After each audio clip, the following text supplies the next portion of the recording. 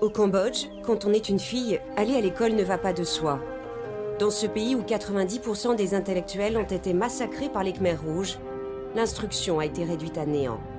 40 ans plus tard, le pays est en pleine reconstruction. Mais un tiers de la population vit toujours en dessous du seuil de pauvreté. Quand une famille pauvre envoie un enfant à l'école, c'est souvent le garçon qui est choisi. Les filles, elles travaillent dans les champs ou dans les échoppes quand elles ne sont pas vendues à la prostitution. Face à ce constat, l'association Toutes à l'école a décidé d'ouvrir l'école pilote à Pichandara. Située à une quinzaine de kilomètres de Phnom Penh, l'école ne comptait en 2006 que 96 petites filles. Après l'école primaire, un collège puis un lycée accueillent aujourd'hui plus de 1300 élèves.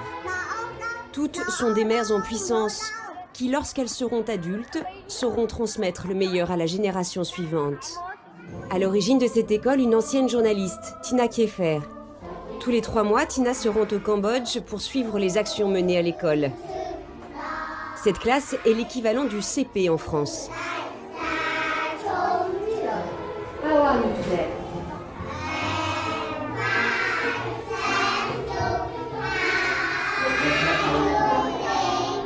Les cours sont dispensés en khmer, mais pas seulement. À Apichandara, on enseigne aussi l'anglais et le français. C'est difficile pour elles parce qu'elles ont 2 alphabets à apprendre. L'alphabet khmer et notre alphabet. 4 plus 2. Ah, très bien. On a mis le résultat.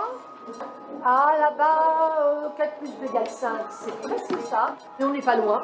On est sur le bon chemin. Je crois qu'on peut vous applaudir. Hein.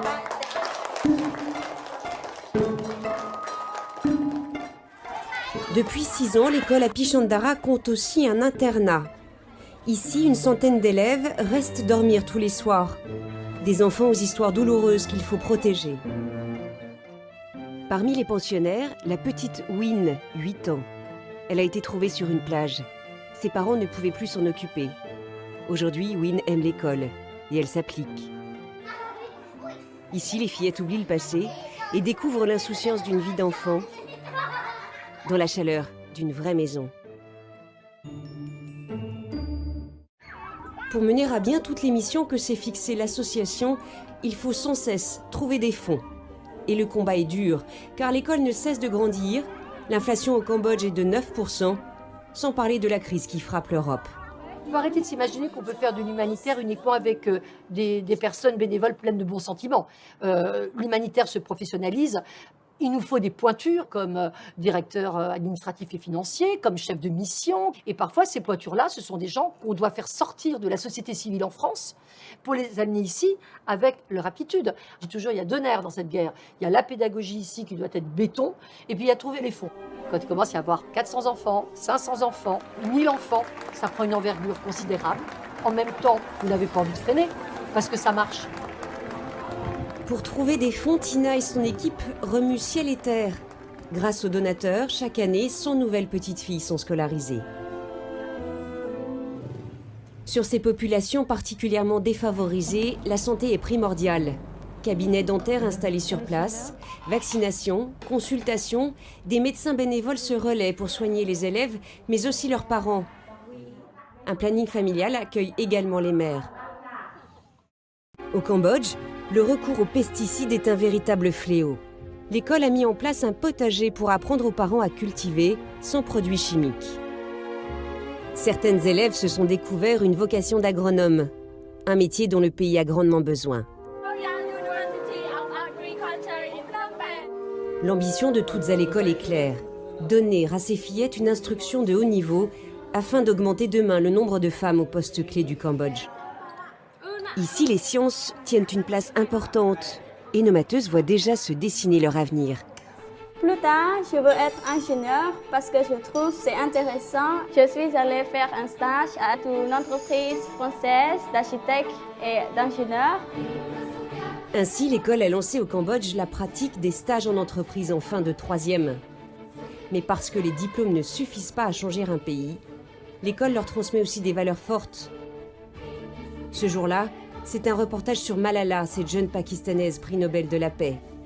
One child, one teacher, one book and one pen can change the world. Mais l'événement de l'année, c'est le résultat du concours pour partir en séjour linguistique à Paris et à Londres. Hello girls. Pour sélectionner les heureuses élues, on prend en compte leurs résultats mais aussi leur volonté. Sean, toi là?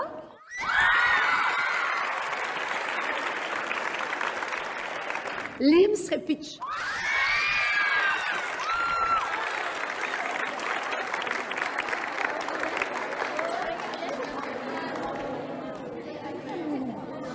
Toutes ces collégiennes vont s'envoler pour l'Europe.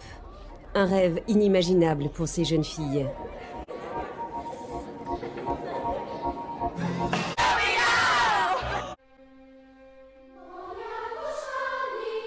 De retour au Cambodge, il faut vite se remettre au travail, car les examens approchent. Cet été 2018, la première promotion inscrite en 2006 a passé le bac. 2 mois plus tard, elles vont chercher les résultats. L'attente est longue. Avec cet examen se joue leur avenir. On énumère un à un les noms des reçus du district. Les professeurs de Happy Chandara regardent sur leur téléphone les résultats qui tombent. 74 élèves inscrites, 74 diplômés. Du jamais vu dans une ONG au Cambodge, où la moyenne nationale d'admission au bac est de 66%.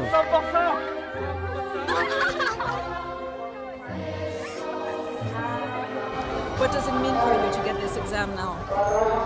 It means that I can study at university.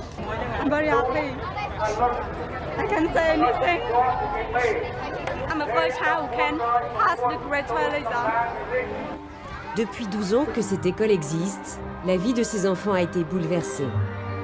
Parce qu'elles savent que l'instruction est la chance de leur vie, elles s'accrochent. Ainsi, l'école les accompagne jusqu'à l'université et leur premier métier. Une aventure qui ne doit jamais fléchir, parce qu'elles rêvent toutes d'une vie que leurs mères n'ont pas connue. Des mères analphabètes, usées avant l'âge, parce que toutes ces petites chrysalides deviendront un jour papillons.